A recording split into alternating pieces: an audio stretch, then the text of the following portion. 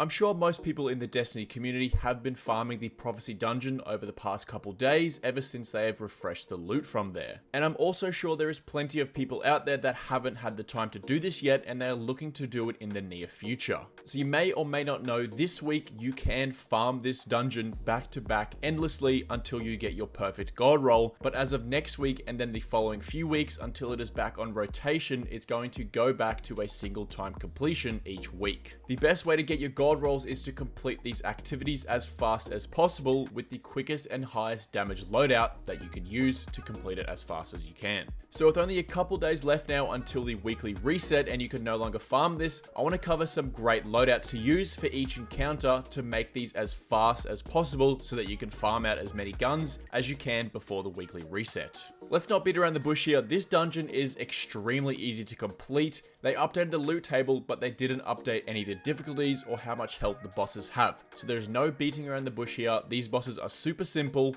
and they are quite easy to kill, but I'm still going to give you some great loadouts in order for you guys to kill these bosses as quick as possible. So let's start off with the first boss here. In the first encounter, this one will drop the Relentless, the Strand Pulse Rifle, and it will also drop the Prosecutor, the Arc Auto Rifle. Now I've pretty much got 3 weapons of choice here to kill this Phalanx as fast as possible with a fire team of 3. The first loadout is a loadout with the Legend of Acrius Heavy Shotgun. Now the Legend of Acrius will absolutely melt this boss if you proc its perk Trench Barrel. I'm sure everyone has a Legend of Acrius. This thing hits for over 140,000 per shot, which will absolutely demolish this boss. If you're standing in a Well of Radiance as well and you also debuff the boss and you have 3 of these going, this guy will fall over in a matter of seconds, and this is a great weapon to use here for this first encounter. Now the next weapon is the Fourth Horseman, which is another shotgun, but this one goes in the energy slot, and this one does almost as much damage as the Acrius. The Fourth Horseman has to be one of my favorite exotics in the entire game. It is super fun to use, it looks really cool, and it also does quite a bit of damage, especially in these close range encounters. Just put a Well of Radiance down, debuff the boss, and go ham with the Fourth Horseman, and the boss will fall over.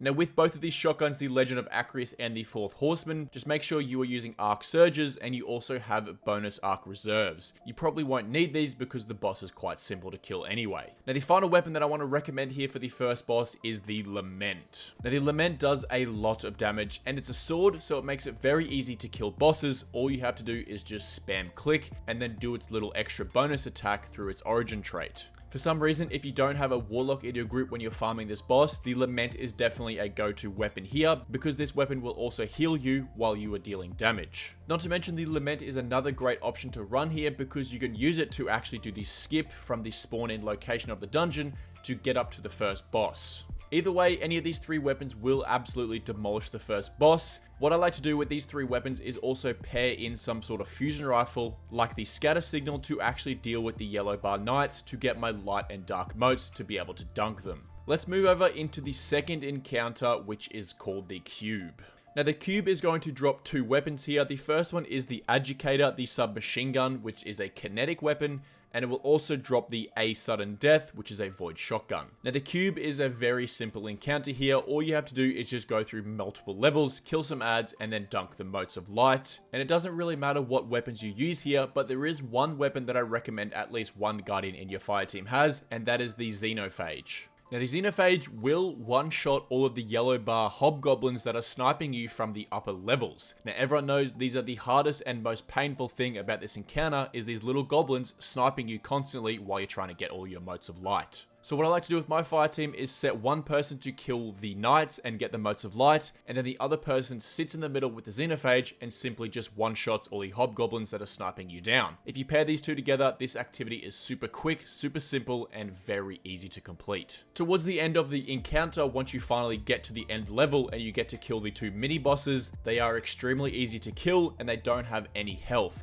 So don't worry about wasting all your Xeno ammo, you can literally tickle these guys down with a primary auto rifle and they will eventually die. Now the last encounter where you have to kill the Kel Echo and then loot the chest at the end is also very simple, but this boss actually has quite a bit of health and it will take a little bit more effort than the previous encounters. Now I've tried plenty of different loadouts to kill this boss. from the Izanagi's Burden to rocket launchers to various other grenade launchers and many other tactics. But what I've pinned it down to be the most simple and most effective and probably the fastest out of all of these loadouts is to just use the Sleeper Simulant. Now, as you know, this boss teleports around, he jumps, he dodges, he throws the balls at you, he just moves around a lot, but luckily he has quite a large critable headshot, and this is very easy to hit with the Sleeper Simulant. Not to mention, once he teleports through all of his phases and works his way further and further away from you, the Sleeper Simulant is very effective for this because it is a long-range linear fusion rifle. The tactic for this is simply just fall down the hole, put a well down straight away, and just shoot him with 3 Sleeper Simulants. If you have the Solar Debuff mod in your artifact mods, this works very well as well. All you do is just throw a solar grenade at him and he's going to be debuffed, and your Sleeper Simulant should hit for around 98,000 if you also have Solar Surge mods on. You can pretty much kill this guy before he even teleports to his first teleport location, making it very simple and very fast.